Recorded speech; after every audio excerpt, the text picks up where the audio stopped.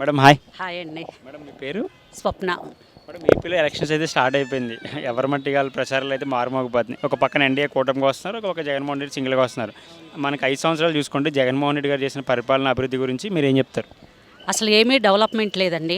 అసలు రోడ్స్ కానీ అసలు ఆ ఏపీలో మొత్తం అంతా అంతకుముందు చంద్రబాబు నాయుడు గారు తెచ్చిన ఇండస్ట్రీస్ని కూడా ఈ జగన్మోహన్ రెడ్డి గారు వెళ్ళిపోయేటట్టు చేశాడు. దానివల్ల ఏపీలో ఎంప్లాయ్మెంట్ లేదు, అసలు ఏమీ గ్రోత్ లేదు, మందు లిక్కర్ లేదు అని చెప్పేసి అన్నాడు. కానీ ఆయనే బ్రాండ్ పెట్టేసేసి ఆయనే అమ్మాడు. ఇంకా ఏముంది ఏపీలో ఈసారి కూటమి వస్తేనే ఏపీకండి, లేకపోతే అది వేస్ట్. అది ఒక ఛత్తీస్గఢో ఇంకా అట్లా అయిపోతుంది, ఏమీ ఉండదు ఇంక ఏపీకి. ఈసారి మాత్రం చంద్రబాబు నాయుడు గారు రావాలి.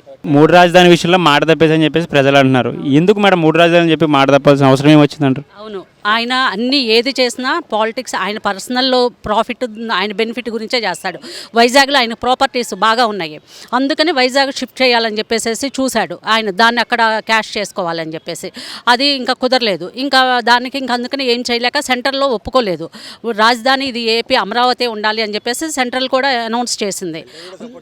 సెంట్రల్ కూడా సపోర్టే ఉంది దీనికి, సెంట్రల్ కూడా దీనికే సపోర్ట్ ఉంది, అమరావతినే క్యాపిటల్ ఉండాలని. దానికన్నా అందుకని చెప్పేసి ఇంకా అతను ఏం చేయలేక ఆగిపోయాడు. అది అంతేగాని అతను అమరావతిలో పెడితే తనకి పర్సనల్గా ఏమీ బెనిఫిట్ ఉండదు. అదే వైజాగ్లో పెడితే తన ప్రాపర్టీస్ వాల్యూ పెరిగి తనకి బాగా బెనిఫిట్ వస్తుంది. అందుకని అతను 3 రాజధానులు అనేది తీసుకొచ్చిన పర్పసే అది. అతను యువతకి జాబ్ క్యాలెండర్ అని చెప్పేసి దాన్ని చేయలేకపోయారు మేడం. సో దాని గురించి మీరు ఏం చెప్తారు? అవును, నిజమే. అతను వచ్చిన తర్వాత అసలు ఏమి ఎంప్లాయ్మెంట్లు ఏం జరిగినాయి చెప్పండి? ఒక ఇండస్ట్రీ తెచ్చాడా చెప్పండి? ఏపీలో ఏదైనా ఒక ఇండస్ట్రీ వచ్చిందా చెప్పండి? అంతకుముందు ఉన్న వాటినే పంపించేశారు కదా. ఇప్పుడు అనంతపూర్ దగ్గర ఇది కియా వచ్చింది, బస్ బాడీది, దాన్ని అంతే చేశారు. మళ్ళీ నెక్స్ట్ వీళ్ళు ఎవరు టీడీపీ వాళ్ళు అమర్ రాజా బ్యాటరీ వాళ్ళది మళ్ళీ తెలంగాణకు తీసుకొచ్చేశారు. ఇంకా ఏం చేశారండి మనకు అక్కడ? ఇంకా ఆంధ్రాలో మన పోర్ట్లు ఉన్నాయి, అసలు చెయ్యాలనుకుంటే ఎంత బిజినెస్ డెవలప్ చేసుకోవచ్చు.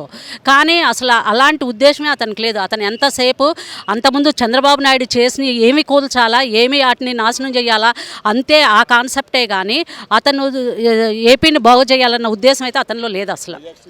అది అవునండి, వైజాగ్ స్టీల్ ప్లాంట్ కూడా అంతే చేశాడు. అలాగే వైసీపీలో మంత్రులు ఉన్నారు మేడం, నేను పేర్లు చెప్తా. వాళ్ళు వ్యక్తిగతంగా దూషించిన వాళ్ళు ఉన్నారు. కొడాలి నాని అవ్వచ్చు, మంత్రి రోజా అవ్వచ్చు, పెర్ని నాని, అంబటి రాంబాబు, అనిల్ కుమార్ యాదవ్.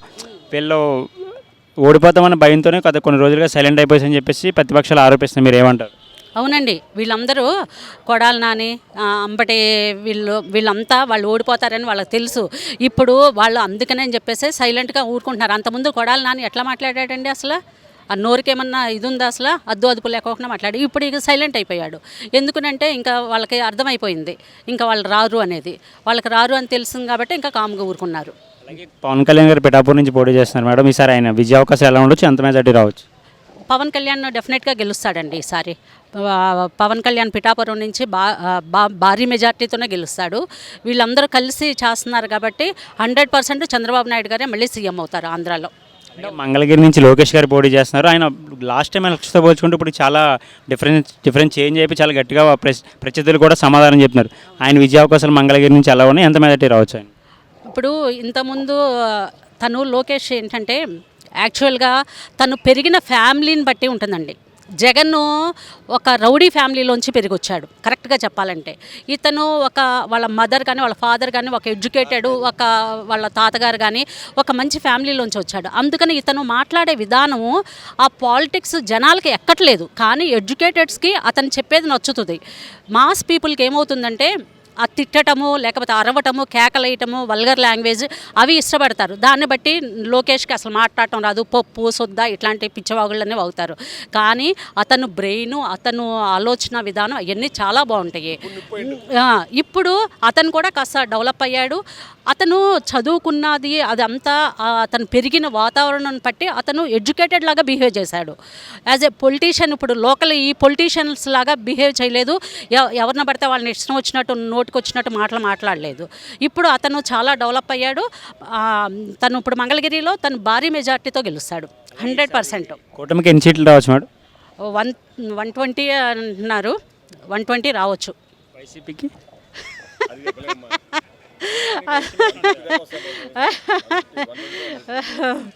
వైసీపీకి ఎన్ని సీట్లు వస్తాయి? వైసీపీకి తగ్గుతుందండి బాగా. వాళ్ళ మేనిఫెస్టో రిలీజ్ చేసిన తర్వాత, మేనిఫెస్టో వచ్చిన తర్వాత వాళ్ళే అంతకుముందు మాతోటి అసలు మేమే వస్తామని చాలా గొప్పగా చెప్పిన వాళ్ళే ఇప్పుడు ఒప్పేసుకుంటున్నారు. ఇంకా అసలు మాది రాదు అనేది వాళ్ళే ఒప్పేసుకుంటున్నారు.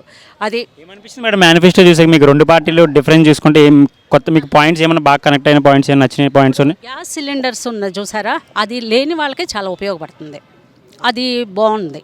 ఇప్పుడు ఫ్రీ బస్సు మహిళలకి అది ఏంటంటే న్యాచురల్గా బస్సు ఎక్కేది లో పీపులే, కానీ అప్పర్ వాళ్ళు ఎవరికి వాళ్ళే కార్లు లేకపోతే బైక్లు వాటి మీద, కానీ బస్సులు ఎక్కేది చాలా తక్కువ ఫైనాన్షియల్ స్టేటస్ ఉన్న వాళ్ళే.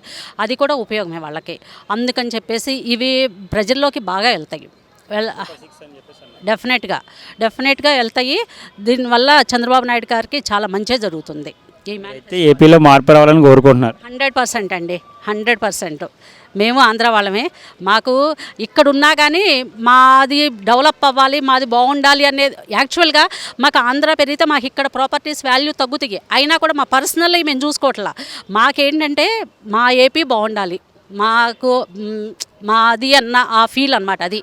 అందుకని మేము అక్కడ చంద్రబాబు నాయుడు గారు వచ్చి బాగా డెవలప్ అవ్వాలని కోరుకుంటున్నాం. Thank you ma'am.